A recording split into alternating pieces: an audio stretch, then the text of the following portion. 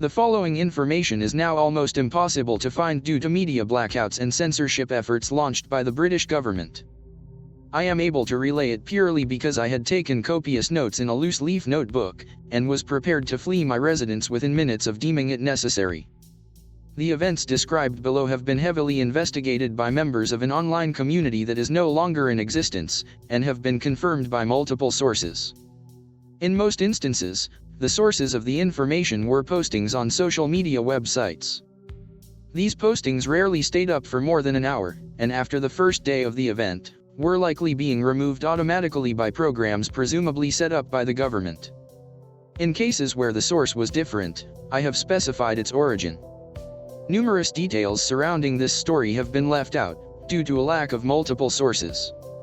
On July 27, 2013, at around 11 a.m., a large portion of the Cairngorms Nation Park in Scotland was cordoned off by the British military.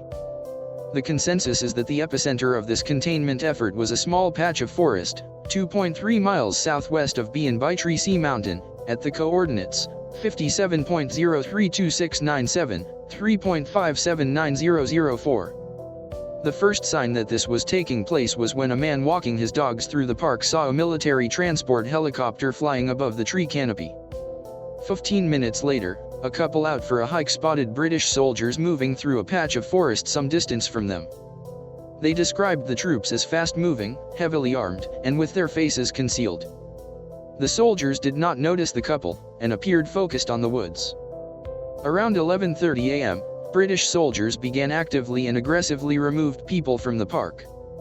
The removal efforts were well outside of the epicenter of containment, suggesting that the British military was evacuating as many people from the park as possible. Soldiers driving battery-powered all-terrain vehicles, silent except for the sound of their tires rolling over the forest floor, picked up any civilians they saw. The civilians were then driven out of the park. The soldiers explained nothing, except that a training mission was in progress and that they were being evacuated for their safety. Civilians being driven out, said the soldiers, clutching their weapons and staring into the forest, looked unusually guarded for a training mission. The reason for the containment, as it is now known with a considerable degree of certainty, was the presence of a humanoid entity within the forest. The first civilian sighting of this entity was made by a woman who had been bird-watching with a land telescope from the face of Ben Avon Mountain. She saw a transport helicopter land in a field a mile or two from the base of the mountain, then saw troops get out of the helicopter and move to the forest. Later, the woman was scanning the tree lines of the surround forest when she, by chance, spotted what she described as a naked, pale-skinned person. The person moved bizarrely with a kind of over-exaggerated upright posture and with very slow and smooth body movements. Specific details of the entity's physical appearance were impossible to make out due to the distance. She reported that the thing eventually disappeared into the woods. The second sighting was on the bank of a small river called the Derry Burn. Two older men were walking to a fishing spot when they spotted a red-faced thing in the woods on the other side of the river. They said it looked like a person with white skin wearing a mask made of red jade. The thing was staring at the bark of a tree, perfectly still, and with childlike curiosity. The men watched it for some time, keeping quiet as possible. At some point the entity became aware of them. It rotated its head towards them in a manner that unsettled the two men. They described it as like a head on a rotating plate, all the while keeping its body still. For the brief few seconds the men were staring face to face with the entity. Both remarked that as soon as the entity looked at them, they were overwhelmed by the stench of burning plastic. They quickly dropped their fishing equipment and ran. These men did not describe their encounter on social media. Rather, they went to a bar they frequented and told it to the bartender there, who then posted the story in the miscellaneous forum of bodybuilding.com, in a thread that grew to 8 pages in 20 hours. Like I said earlier, there was a group investigating all this. But this group did not exist in the first few days, per se. There were people posting in threads on different forums, and there were curious people here and there digging up what they could, but none of us had come together yet and actually organized. One of the guys who eventually became a member of this group had a friend in the Royal Air Force. He had known this friend long before the park was locked down. This friend, a few days after the lockdown took place, relayed him a story. The friend and his fellow RAF personnel were ordered, The same day the forest was locked down, to clear the runway they were stationed at, in order to host aircraft coming in from different bases. Military jets landed throughout the day to refuel, with no markings indicating their base of origin. The pilots flying them were described by airbase personnel as cold and untalkative, and they rarely left their cockpits. The purpose of these aircraft became apparent in the evening, when the RAF began bombing areas of the park. The bombings were not acknowledged by the government and were not reported by any media source. I know I sound crazy claiming this. Much of the information on the bombings comes from a thread on jeepforum.com, strangely enough. Off-road enthusiasts with jeeps had been in the area when everything started. These folks had encountered British troops earlier in the day, and were told to leave the area immediately, which they did. However, they stuck around near the edge of the park, hoping to witness something exciting. They saw nothing, but at around 7 p.m., they heard what sounded like a deep clap of thunder off in the distance. There were no clouds in the sky, so they thought the sound was suspicious. They drove to higher grounds in the hopes of seeing something, but saw only a hint of light smoke drifting over the trees far away. Nothing could be seen definitively due to the distance. A series of explosions were then heard around 7:20 p.m. An American tourist staying at a bed and breakfast in Kincraig, northwest of the epicenter, had been hiking along B970 when he heard it. It came from far off in the park. He described it as a series of rapid explosions. This same series of explosions was heard by a teenager who had been chopping wood in his backyard nearby. A few civilians contacted the authorities to find out if they had any information on the noises. They were told by police that what they heard was probably a mining excavation, or a thunderstorm over the mountain. This despite everyone having reported cloudless skies throughout the day. Further calls to the authorities on the subject were ignored and the media made no effort to investigate the explosions. If this seems unlikely, remember that the British government is more than capable of orchestrating media blackouts, and has done so for things far more insignificant. The UK is also one of the most CCTV-watched countries on Earth, with one camera for every 11 people. The police can arrest you for appearing in public with someone they told you not to. The people in charge of the country are more than capable of suppressing information. Still, for the first few days, most of the internet communities discussing the event were safe, except for those on major social media websites. The day after all this happened, a no-fly zone was issued over the park. This declaration was not made public.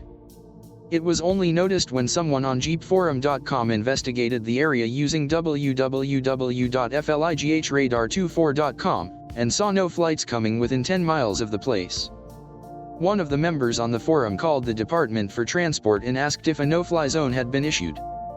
He was smart enough to do this from a payphone, and with a subtle disguise on that would make identifying him on CCTV difficult. Upon mentioning the park and the no-fly zone, he was politely asked to remain on hold. He put the phone down, off the hook, and walked about a block away to observe the phone booth from a safe distance. His suspicions were vindicated a few minutes later, when two black unmarked cars pulled up to the payphone. He said intimidating-looking men, not wearing anything that would identify them as law enforcement, exited the vehicles and began approaching the payphone. He fled as soon as he saw them. We assumed that, whatever happened, could embarrass the British government if it was made public, but wasn't so serious that we were in danger for talking about it. The spottings of the red-faced person had been known to us, but we didn't take them seriously during the first few days. We all just assumed the whole thing was some political bullshit. Then, certain eyewitnesses to the events were quietly arrested. One or two of the arrests were described in local news sources, but for the most part, the arrests were inferred based on happenings on social media. In the few instances where the arrest was discussed in the news, it was stated that the individual was arrested for either possession of drugs or for committing undisclosed white-collar crimes. Profiles on sites such as Facebook and Twitter were also being deleted, not just of the folks arrested, but of their family members. Many of the arrests seemed strange given the nature of the people arrested. People, for example, were being arrested for large-scale drug possession, despite a history of absolutely no drug use according to their friends and family. Then the threads on jeepforum.com and bodybuilding.com both disappeared. Anyone attempting to revive the discussions was banned.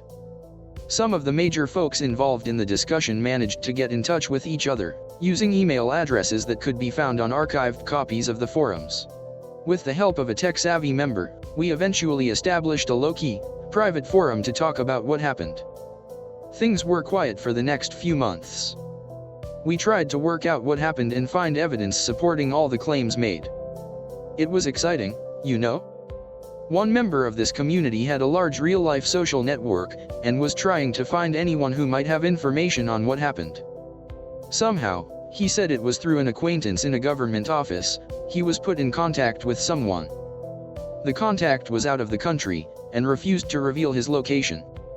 The only communication he had with this individual was in the form of a single, long email that was sent from a cryptic email address. The story told in the email was far more bizarre than anything heard yet.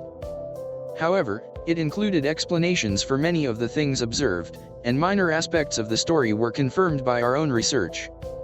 The majority of the members of our group, after much internal debate, came to accept the story as true. This anonymous contact, who used the alias Brown, claimed that the military lockdown of Cairngorms National Park was due to an emergency in a clandestine, underground laboratory. Brown was a member of a two-man response team, sent by the military to investigate the emergency. Brown thought it was strange that only 2 men would be sent to investigate, and came up with, as he was being driven to the lab, 2 reasons why the military would do it. One was that the military knew there were no threats within the lab, and simply wanted to scout it with a small team. The other was that the military knew there was a major threat in the lab, and saw these 2 men as disposable. Upon entering the facility, he assumed a third option, that only 2 men were sent because the military planned on killing them afterwards, to keep the lab a secret. Brown described the lab as sleek and high-tech, with shiny blue-gray tiles covering the walls and floors. Most of the desks they encountered housed state-of-the-art computer technology. He said it looked like it was from 50 years in the future. The team was told to recover hard drives, files, and notebooks containing information on Project Centaur. The nature of the project was not explained. They were given a map that highlighted offices and labs worth investigating. They were also told to approach the lower levels of the lab with caution, and assess the status of certain test subjects located there. The facility had been constructed such that wireless communication was impossible from within, so the men had to periodically check in by using hard lines accessible from communication rooms. This gave them the freedom to explore and discuss what they were seeing without anyone eavesdropping. The men were not greeted by anyone. A security room near the entrance was empty. They went in, and found a lunchroom where a sandwich sat half-eaten on a table. As they moved into the facility, they saw that the entire place was flashing red under the light of a silent emergency alarm. They encountered a body in an office off of the main hall. It was a lady in a chair who looked like a mannequin. Her legs were locked out as if the knee joints had been fused together, her eyes were wide and looked leathery, like they had been boiled. Her face and lips were bright pink and appeared chemical burnt. The rest of her skin was a waxy gray and was charred in certain parts. Her veins had turned black, and were easily visible under the skin. They noticed that she was still breathing. The topic of mercy killing her came up, but it was decided against, after realizing that whatever did this to her might come back and find her with a bullet wound, and thus be alerted to the 2 men's presence. Brown said that in retrospect, it was weird that they both assumed some sort of thing had done it, rather than say, chemical exposure or radiation. For some reason, both men had assumed from the start that some kind of hostile thing was responsible for the lab's state. As they explored further, they found dozens of bodies in a similar state. Some were breathing lightly, but many were dead. Some of the bodies had disfiguring burn marks on their face, like they had been burned with a clothes iron. On 2 occasions, they found a body that looked like it had been burned completely into stiff ash, all the way through, like a spent log in a fireplace. The 2 men headed deeper into the facility, collecting notebooks from offices and hard drives from computers. In the deepest layers of the facility, they found the test subjects they had been warned about. They were inside observation rooms, visible through thick glass windows. They were alive. Their faces were expressionless, and black except for their noses, which were red. Their eyes looked sealed shut. They were shambling around like animals that had just been hit by a car. At this point the J. Brown and his co-worker abandoned all pretenses of professional coolness and began discussing freely what they were seeing. Both agreed that the government had crossed some kind of ethical line. They decided to read over the notebooks they had collected so far, to try and figure out what happened. They looked over the files they had taken. They only learned general information on Project Centaur, that it involved splicing human DNA with segments of artificial DNA that contained unnatural base pairs. Base pairs are what make up DNA. The two men decided that the main lab, at the deepest point of the facility, would likely contain more information. They made their way to the depths of the underground structure, where they found a large biomedical laboratory. As they explored the lab, they came across two vats, large enough to fit a standing person. Both vats were open. One had been fractured open, with glass shards sprawled on the floor in front, while the other had had its lid ripped off and thrown across the lab. They found no dead scientists. The floor, however, was covered in burn marks, and in certain parts melted, and one of the burn marks vaguely resembled the outline of a person. Additionally, both men noticed the lab was filled with the smell of burnt plastic. They gathered up notebooks from the laboratory. These contained far more detailed information on what had happened. In particular, a document resembling a grant proposal provided a solid backstory. With all the information they had, they were able to piece together the origins of the research being done. It began with a financial analyst, working for the Bank of England, who started without any apparent reason to have hallucinogenic visions of a recurring pattern. He saw the pattern visually. It resembled what a person sees if they press on their closed eyes. He was experienced in mathematics, and saw the details of these visions with unnatural clarity, and so was able to take these visions and express them numerically. He noticed that the pattern was composed of 4 repeating values, which, on a hunch, he believed correlated to the 2 base pairs of human DNA. When he compared his pattern to the human DNA sequence, he found that it matched certain key segments of the human genome, only slightly altered. His visions, in summary, were of altered fragments of human DNA. The results floored him. He began to analyze further. He found that when he incorporated the fragments into a complete genome, using generic human DNA from the Human Genome Project, the result was 98.7% human. Chimpanzee DNA, for reference, is about 98% human. This genome, however, was not closer to chimpanzees, it was more distant.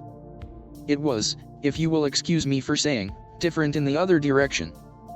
His visionary genome, in certain instances, contained base pairs that were not one of the 2 that exist in nature. They were unnatural base pairs. Unnatural base pairs had been synthesized in laboratories, but obviously never found in nature. His vision gave no indication as to which base pair was required, but he was convinced that God had contacted him, and had given him the recipe for perfecting mankind. Finding the right combination, therefore, was inevitable. He approached biologists from different universities, professors working in the field of synthetic biology, and spared them nothing of his theories. At this point believed himself a prophet, and assumed any who heard him would instantly recognize the importance of his task and lend him their help.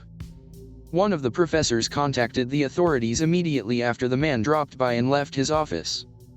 He assumed he was mentally insane. The financial analyst was taken into police custody. Eventually he was subject to medical testing, where doctors found numerous small tumors in his occipital lobe.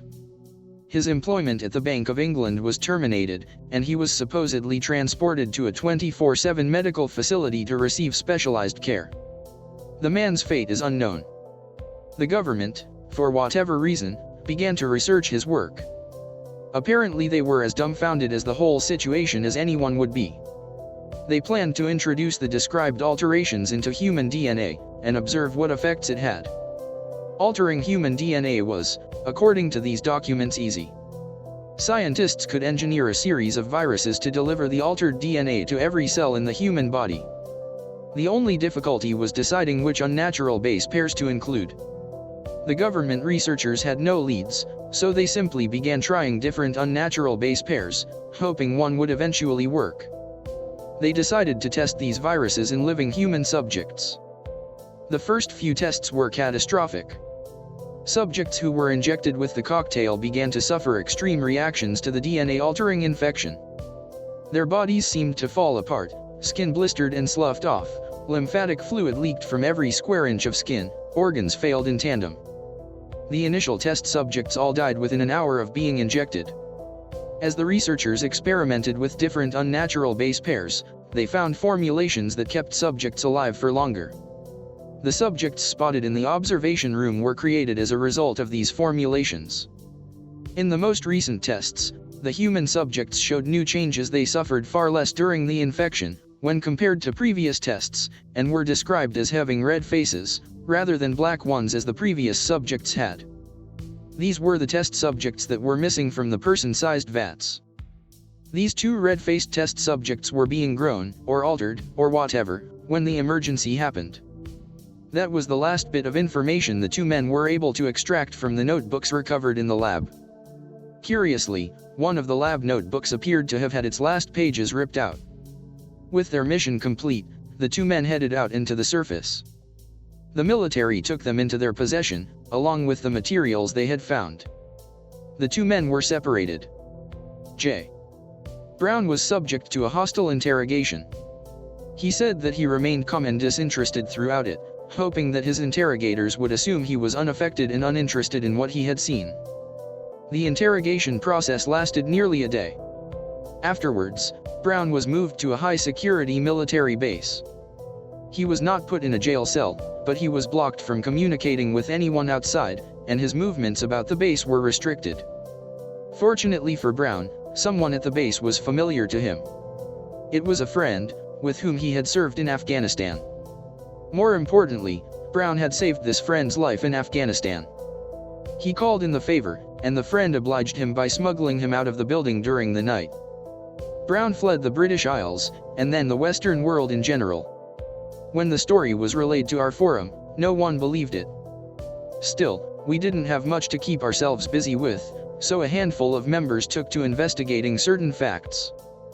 The original email gave the actual name of the financial analyst from the Bank of England, the one who had the visions. It was decided that, as a good starting place, we would try and track down this individual and confirm his existence. Typing his name into a search engine yielded nothing noteworthy, so we got creative. It was assumed that since he was working at a prestigious financial institution, he likely was a talented student, and had probably attended a high-ranking secondary school and university. If his existence had been wiped from the internet, which a lot of us assumed was the case, we could still contact someone he had gone to school with, and get a confirmation from them. A list of potential schools was drawn up. We decided to look at secondary schools, since it's far too easy for someone to attend a university without being known to the wider student body. Secondary schools, on the other hand, almost everyone is at least somewhat aware of everyone else's existence.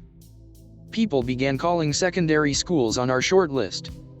After a number of unsuccessful calls, someone called a day trader who had attended Warwick School and had a reputation for a talent in math. The day trader's voice lit up at the very mention of the financial analyst's name. They had indeed gone to school together, he confirmed, and the analyst had been a prodigious student with high accolades. The person who made the call considered it a success. Before he could end the call, though, the day trader said something else. He had been contacted by the police a few weeks ago. The police warned the day trader that someone may call in the future and ask about the financial analyst, and that if anyone does, he must deny having known him, and then contact the police immediately. This was a major breakthrough. It confirmed that the police were trying to suppress knowledge of the financial analyst, and thus gave some weight to the ridiculous story of the underground lab. At this point, most of us had accepted P. Brown's story as accurate. Earlier, I mentioned that I was only going to describe events that had been verified by reliable sources. I feel that at least mentioning some of the unverified claims is necessary. They have been discussed and debated and researched heavily on our forum, and even though their credibility had not been proven, the simple fact that people were whispering them on our forum affected all of our perception of the event. Two stories in particular were considered nearly proven. The first one came from a man who had been biking through Cairngorms Park, the day the event took place. There are a number of facts that give this story credibility, but it had its doubters due to the nature by which it was known. It was relayed to us by an otherwise trusted member of our forum, who said he read it on a post on the Jeep forums on the day that everything happened. Unfortunately, he had not taken any screen caps of the original post, and no evidence could be found in any archives. We had nothing but his word, which was enough for many, but not for all. The story is this: the biker claimed that as he was traveling down a trail, he was hit with the stench of burning plastic. He thought there was a fire somewhere, so he got off of his bike and looked around. Eventually he heard some rustling in the woods nearby. As he walked towards the source of the noise, he saw what he described as a group of deer, lying on the forest floor, with their internal anatomy rearranged to make them bipedal. The deer, however, still seemingly had brains wired for quadrupedal motion, and thus could only flail around on the ground. The biker ran back to his bike as soon as he saw the deer, and pedaled off. He hadn't brought his phone, or any kind of camera with him, and so couldn't take pictures of what he had seen. This story almost definitely would have been considered canon, were it not for the fact that it was so unsubstantiated. The next story came from a man claiming to have been one of the soldiers who had evacuated the park. Not at all unbelievable, as there were a decent number of troops in the forest on that day, and it was likely some of them had loose lips. This man, however, made claims that had not been made anywhere else. Many in our group believed the story was made up. We were nearly split over it, and we killed many hours discussing it. I personally believe it is true. The soldier claimed that he was with 4 others, doing routine sweeps for civilians, when they spotted the test subject at the edge of a forest. They soldiers themselves were moving across a large grass field. The test subject was a few hundred yards away, and not facing them. It was looking to their 10 o'clock, with its back facing them at an angle. As they approached it, the subject turned its head and looked at them. Like in the story of the 2 old fishermen, the soldier claimed that as soon as it looked at them, they were overcome with the taste and stench of burning plastic. He described it as a person wearing a mask of red gemstone, with a sickly pale body that was almost see-through. The soldier was hit with a wave of intense fear, but forced himself to raise his weapon and approach the thing. They approached it slowly, without firing their weapons. After they about 50 yards, the thing turned its body towards them and started walking. As soon as that happened, all 5 men stopped without a word. The soldier claimed that he was overcome with the understanding that he was not to move under any circumstances. He said it was like the freeze reflex, but totally unbreakable. He had been hit with the strange conviction that he would be safe as long as he did not move. The thing continued to approach them. When it was within 100 yards, the soldier could see the details of its mask-like face. The eyes of it were closed, as was the mouth. The soldier said that at this point, he began to feel hotter, as if he were blushing and standing in front of an oven at the same time. Soon it felt like red-hot wires were being threaded through his skin. The soldier was overcome with the knowledge that he would be safe, despite the heat, as long as he did not move. He was convinced that the damage was reversible, and that the way to reverse it was to not move. In retrospect, he realized this was ridiculous, and the heat was damaging his skin, and they all had burn marks after the encounter. The only reason he and his companions were alive was that the test subject got distracted when some animal ran through the woods behind it.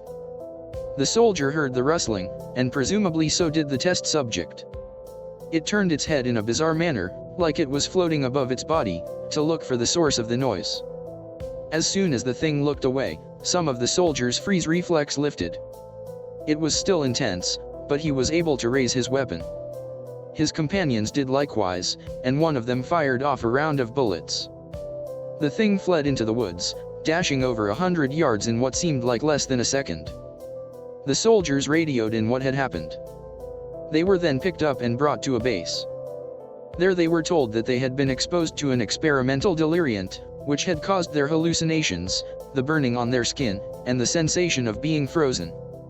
The soldier initially believed his superiors, despite having a suspicion about the whole thing. But he realized he had been lied to when he heard other accounts of the red-faced test subject. There are other unconfirmed stories, but there's a good chance they were simply made up. These 2 are the only that people really thought might be truthful. 2 weeks ago, the forum we had set up was shut down. As soon as I opened up the dead web page, I grabbed my emergency bag and left my apartment. I haven't gone back. Some of us more paranoid members had set up emergency communication plans we could use to stay in touch, if something like this were to happen. I tried making a few calls and sending a few emails, but I got no response. I am trying to leave the British Isles. I plan to take a boat to continental Europe, then disappear in a former USSR country. I have no intention of continuing my involvement in this investigation. Good luck to anyone who wishes to continue where we left off.